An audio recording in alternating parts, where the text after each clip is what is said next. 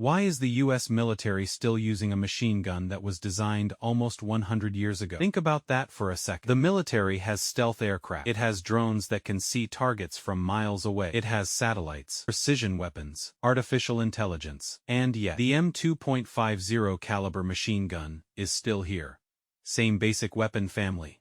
Same massive .50 caliber cartridge. Still mounted on military vehicles, ships, aircraft, and defensive positions. But here's the part that most people don't realize. The M2 didn't survive because the military forgot to replace it. It survived because replacing it is much harder than it looks. And the reason why is actually pretty dark. Really old. Its roots go back to John Brown, one of the most influential weapons designers in history. The weapon entered service in the early 1930s. Since then, entire generations have come and gone. World War II, Korea, Vietnam, the Gulf War, Iraq, Afghanistan, and yet the M2 kept showing up. That's where the first question appears. How does a weapon survive that many technological revolutions? The answer isn't simply firepower. It's something much more powerful. Familiarity. Imagine being a military commander. You already have thousands of M2s. You have trained crews. You have mechanics who understand. You have ammunition already produced. You have spare parts. You have mounts designed around them. You have vehicles designed to carry. You have generations of battlefield experience,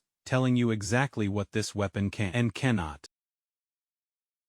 We have a newer weapon. Sounds great until you ask, how much does it cost? How reliable is it? What ammunition does it use? How difficult is it to maintain? Can it fit existing vehicles? How many years will it take to train everyone? What happens when something breaks in the middle of a war? Suddenly, newer doesn't sound quite as impressive. And this is the hidden advantage of the M2. It isn't just a gun anymore. It's an entire ecosystem. The craziest part. Here's where the story gets even stranger. The military didn't simply leave the M2 untouched for nearly a century. It kept upgrading. The M2A1 is the perfect example. The newer configuration introduced improvements including fixed headspace and timing, a quick-change barrel, and a flash suppressor. So the military essentially did something very clever. Instead of throwing away a proven design, it modernized. That's an important distinction, because when people hear they're still using a machine gun from the 1930s, they imagine soldiers carrying the exact same weapon that soldiers carried generations ago. That's not really the full story. The design is old, but the system has evolved. And that leads to the biggest question. Why hasn't anyone created something dramatically better? The .50 caliber problem. The M2 isn't famous just because it's old. It's famous because of what it fires. The 12.7 by 99mm NATO cartridge gives the weapon a role that's difficult to replace with ordinary infantry weapons. The US Army describes the M2 as capable of engaging personnel, light armor, low and slow aircraft, and small boats. That's a huge range of missions. One weapon, multiple platforms, multiple targets. And that's where the M2 becomes incredibly difficult to eliminate. Because if you replace it, you aren't necessarily replacing one gun. You may be replacing an entire capability. The comment war. And this is where things get controversial. Some people will say, it's outdated. Others will say, if it works, why replace it? And both sides have a point. Because the M2 has weaknesses. It's heavy. Its ammunition is heavy. Modern battlefields are increasingly dominated by drones, sensors, and precision weapons. So is the M2 eventually going to disappear? Maybe. But here's the interesting part. People have been expecting that for decades, and it keeps coming back. The 90-year-old machine. One of the most incredible examples comes from Afghanistan Army Depot. Army reporting described an M2 receiver with serial number 324 that had existed for more than 90 years before undergoing overhaul. Think about that.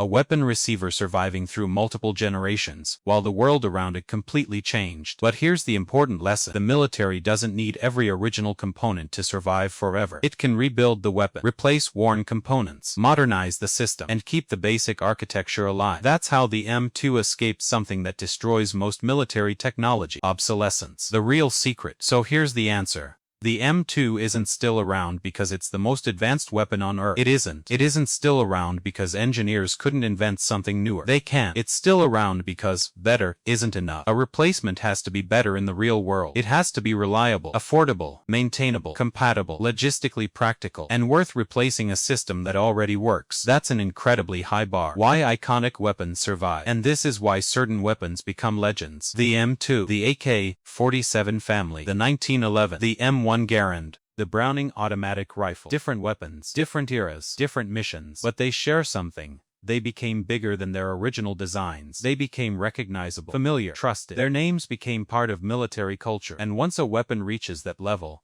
It's no longer just hardware, it's institutional memory, the darkest part. But here's the uncomfortable truth. The M2 doesn't care how advanced the battlefield becomes. It doesn't need artificial intelligence to perform its basic job. It doesn't need a satellite connection. It doesn't need a software update. It doesn't need a battery. It simply needs ammunition and someone trained to operate it. That's part of what makes old mechanical systems so difficult to completely eliminate. Technology becomes more complicated, but complexity creates more things that can fail. Sometimes, simple survives. Final reveal. So the M2's greatest achievement isn't that it has survived almost a century. It's why it survived. It became reliable enough to trust, common enough to support, powerful enough to remain useful, adaptable enough to modernize, and established enough that replacing it became harder than simply improving. That's the real dark reason. The M2 isn't immortal. It's just incredibly difficult to justify killing off. And maybe that's the greatest lesson in military technology. The future doesn't always replace the past. Sometimes, the future upgrades it. Now I want your opinion. If you were designing the military from scratch today,